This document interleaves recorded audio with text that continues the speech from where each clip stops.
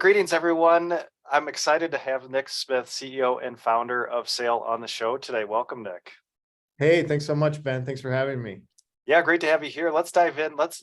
First tell us a little bit about your SaaS background. Sure. Well, I would say Saile is a company I founded inspired by my own sales career and really founded it to reimagine the sales prospecting lifecycle. So I think I took a look around at the very crowded sales enablement space and I thought, hey, this process works. Companies are orchestrating all sorts of platforms and dashboards around their team and with their team to create sort of a piecemeal sales process that's smarter than it was 10 years ago. But what if it could be even smarter? And what if we could build bots, or as we call them, sailebots, that do all of those functions on behalf of the human they represent or roll up to? So that's what inspired me. And it was really originally inspired by my long sales career. So I joke with people, Ben, when we're hiring people, they say, well, I'm a little nervous. I haven't worked for a startup before. And I say, don't worry, Saile was my first startup too, but not my first, rodeo when it comes to sales. hmm And your background actually is, you're not a developer or engineering, but you were a sales background and is right also media background. Yeah. So sales, media sales, basically, where Okay. it was advertising or like political and issue media. I did a lot there. Also did a lot in like sales management, mentorship, working with like sales associates. I will tell you though, I was lucky enough at one point to also host a radio show. So I don't know if they were just trying to keep me entertained, but I got to do that as well, but mainly Okay. function. Yeah. Okay, so really interesting. So different backgrounds. So sales background, media sales background to be specific, and then started Saile. And when did you found Saile? So it was the 4th of July, 2018. I had the idea. Just thought this would be great. I was thinking about my own career and that long ramp up process of sales. And well, I guess I could use a bunch of, sales enablement tools to help me Mhm. along. It would just be really nice if a bot could do all of that manual prospecting work for me. Yeah. Yeah, it makes a lot of sense. So let's dive into Saile and tell us exactly what does Saile do, and maybe give a use case of how Saile helps companies. Sure. So based on a person, a product, or a process, like a prospecting process, we build unique sale bots to go to work. So the typical use case for a person is, I'm a sales manager. I look around and I see, all of my reps in front of me. Man, I really wish I had three more of her or three more of him. I'm going to instead enable everyone to be as good as them and spend, a lot of money on platforms and dashboards and that sort of thing. That's what we're challenging. We say, well, if you really want three more of her, why not just triple her with her own sales robot or sailbot? And we'll onboard her and learn who she prospects, what types of decision makers she's pursuing. We won't require any data. We'll essentially take a bunch of inputs from her and use those as programmable inputs into the sailbot. So we build that sailbot around the salesperson to go out and prospect, find contacts, find companies, validate emails, target and engage via email, read responses, react, propose meetings, input data into the CRM. There's even research functions sailbots do, like whether it's reading annual reports or sourcing news and information. Sailbots do all of that hands-free. So to say it another way, and sort of back to where I started, if you were to look at the prospecting process as like a line, or we call it the sales obstacle course, we've built sailbots that can handle all of those small parts as one sort of packaged software that's customized. So really you look, say, at a specific sales rep and just the characteristics of that rep, and then just try to, I guess, not, I mean, kind of duplicate them, but just enhance their productivity and just make them, I guess, do more or just enhance their abilities then with the AI. Exactly. And I think it does go maybe a little bit deeper than I'm even saying. Like, hmm is this salesperson aggressive? We can make sailbots more aggressive. Are hmm they more, do they take a thought leader approach, et cetera? We can mold the sailbot around that so that it really feels like a digital companion. I think that's what we're going for. Okay, interesting. And then who is your ICP, or who are you selling into? Are you selling into, say, other SaaS AI companies or any type of company with an outbound sales process? So that's where we started, any company. And I could still, if challenged, make a case for any company. I think ICP wise, we've really found success with Fortune 1000, Fortune 500 plus. It kind of comes down to two buckets. Bucket one is I have a very large sales team and so many systems and processes that there's no time left to prospect. Mhm. That's pool one. Pool two is I wish I had a really large sales team and I actually need one, tomorrow, and the SailBots could really help me with that. So what it comes back to at some level is time savings, multiplying efficiency. We talk a lot about total ROI. So I think a lot of sales enablement tools are measured on a simple ROI of we paid X and generated Y in revenue. That's certainly valid, and that's why we're here, let's be honest. But the other part of that is here's your savings on cost per task or cost per prospecting task versus doing it manually. Together, that should be a no-brainer from an ROI perspective. Okay, so really it's maybe not specific industries, but targeting, say, larger companies who, like you said, have a large sales time, or a large sales team, no time to prospect, or they actually want a bigger sales team and can use sale to amplify their existing team. Exactly. And if I may, the concept we talk about is digital labor.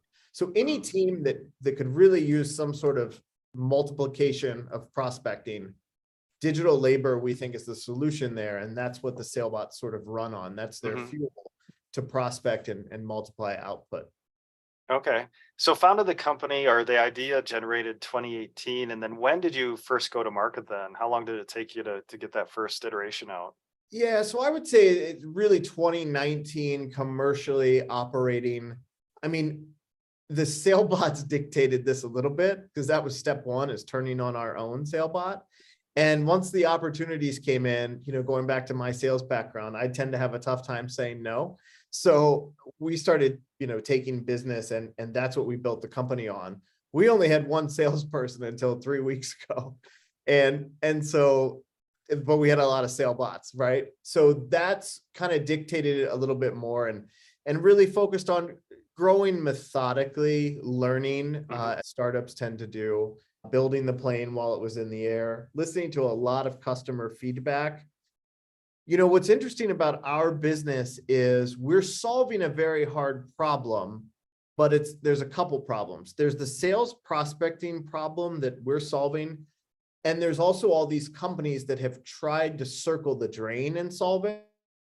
So, maybe they remind you when to follow up with someone, but they don't follow up with them. Or maybe there's some other way of sort of enabling or helping along the sales prospecting journey. We sort of dove in and said, we want to attack all of that. And honestly, at the time, it didn't feel extremely bold to me. The deeper we went into it, the more bold it felt and how big of a value proposition it is. And yeah, interesting. So commercially, say operating 2019. So as you built your MVP, did you use it in the company personally to start prospecting, kind of learn that way, kind of use your own product and then iterate and then get it out the door? Yeah, that's all we did. I mean, Mhm. that's where it started. That you could think of it like as the mother bot originally or something. Yeah, I love that. And so where are you guys located? Are you virtual? Do you have a headquarters in a certain city?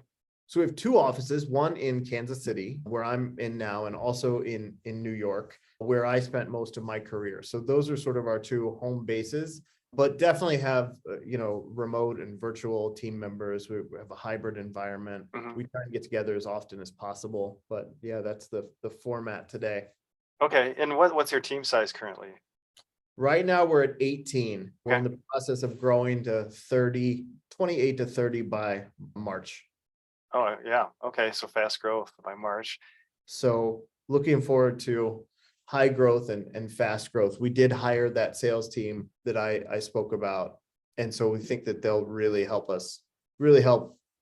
the growth move Mhm. even faster. Yeah. Yeah. So yeah, interesting. We'll get to the fundraising because right, you raised 1.3-ish seed round recently. And then before that, we talked about Fortune 1000 companies that you're targeting. So tell us about your go-to-market motion, right? You're using SailBots, obviously. And is this, to reach, I guess, Fortune 1000 companies, this is that traditional outbound prospecting process to land those customers? Exactly. So we set profiles for the sale bots and they roll up to a human the same way it'd work if we were speaking with a company externally. So essentially, we have an ICP that we've created for the sale bots in general, but also specific sale bots. And that's where new opportunities come from. So they're pointed toward our ICP like the same way our clients would. Yeah. Okay. Yeah, interesting. And so recent seed round, 1.35 million. So is that total capital raised to date then with that seed round? Yeah, there was a small friends and family round ahead of that, but Okay. more or less that's pretty much Yeah. it. Okay. And what did you see, as triggers or milestones to raise that seed? Because I liked, in the press release for that seed round, you mentioned really a philosophy of just like balanced growth, right? Growth and profitability, and not just growth at all costs. So with the seed round, what did you see that said, okay, it's time to raise some capital? Yeah, so it's a really good question. I think when I look back to what I was thinking through about the fundraise, I built Saile the way I thought you were supposed to build a business, which is still kind of how I think you're supposed to build a business. We were profitable early. We were very, conservative in terms of growth and trying to just learn at every step. Ultimately, we saw an opportunity plus the market dictating some things. It came down to a decision of how do we invest in Saile the right way to ensure that it's secure to realize its full potential and growth. And that's really what it came down to. But how do we also raise what I would call a moderate or conservative amount just to ensure that growth? And I think that because we had customers early, we were able to learn while still providing value, which is very hard to do. We were very flexible with customers. We listened to them and would provide value above and beyond, I think, expectations. We didn't put a lot of caps on deliverables because we knew that we were benefiting from it a lot too, besides just their investment in that sort of mutual understanding environment we were trying to create. Does that make sense? Hmm. And so it really sounds like early on, those early customers was learning a lot from them and just figuring out that product market fit yet in kind of that earlier phase. Yeah, it was learning and hearing their feedback, seeing what they wanted to know more of. Digital labor comes to mind in the concept specifically because that was an idea pre-sale, like pre-sale bot, all of that. This concept of digital labor was very early. We wanted to see how that resonates. You're talking about people that are used to buying leads or buying seats on a platform. And this is pretty different than that. This is somewhere in between that and hiring a person. So how are they going to value this?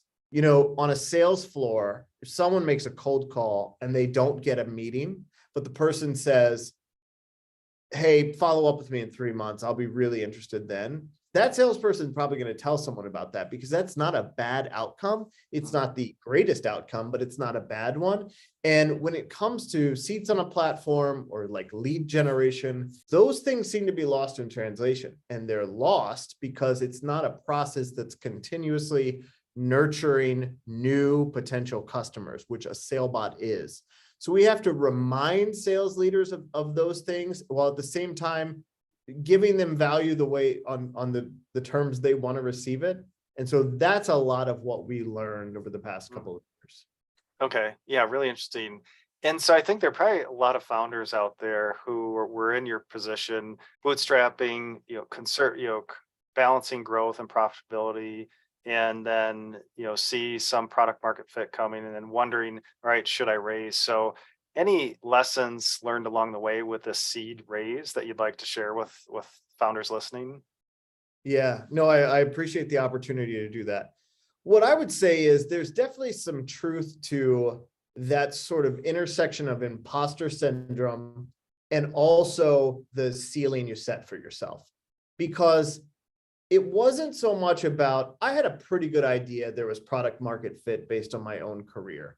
What I didn't know is what product market fit of the second or third pricing iteration looked like, or, these 7 tweaks we made to the product.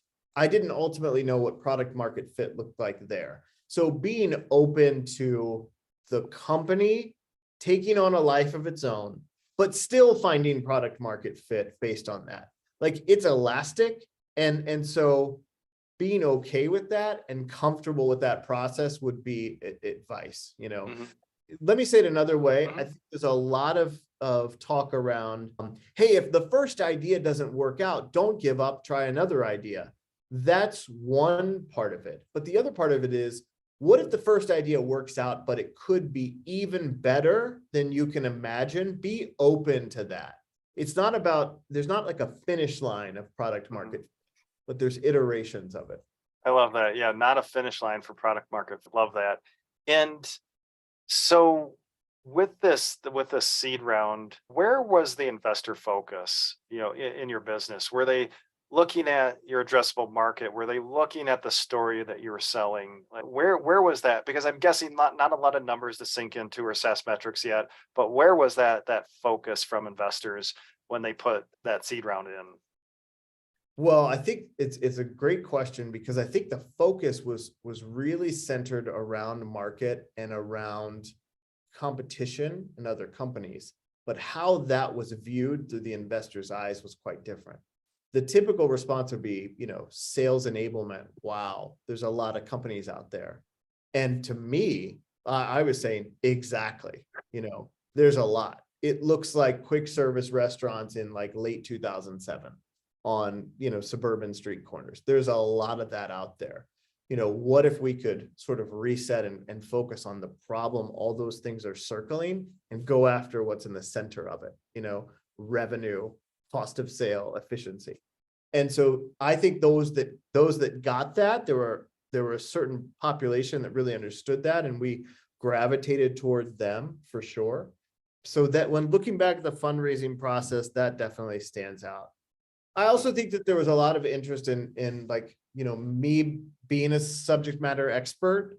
I think, I don't know, Mhm. you Mhm. live something for your whole career and then you're called a subject matter expert. It feels like a reduction of some sort, but I guess it's not. I guess it's a compliment. So Right. Yeah. So you came from that background, so you could talk to talk. You know what sales teams are looking for, and really interesting that you mentioned like the investors saw, yeah, a lot of there's big market but a lot of competition, right, in sales enablement. So were your investors, assuming, very familiar with the SaaS or tech AA model, but then did they have other investments in sales enablement that made them more familiar with the space so they could talk in a more refined way around the problem that you're trying to solve? it just feels like everyone has an investment in sales enablement at this point. So I think so. And I think Hmm. that they were definitely well versed in it. I think it helped illustrate the hard problem we're trying to solve. I mean, there's a lot here. There's a lot to unpack. On one hand, there's like RPA and Hmm. process automation that I feel like's neglected sales a bit, or sales has been an afterthought.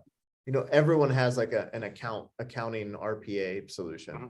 There's that. Then there's like this lead generation world, which is the Wild West, and not something, rightfully so, I would say, particularly attractive to everyone.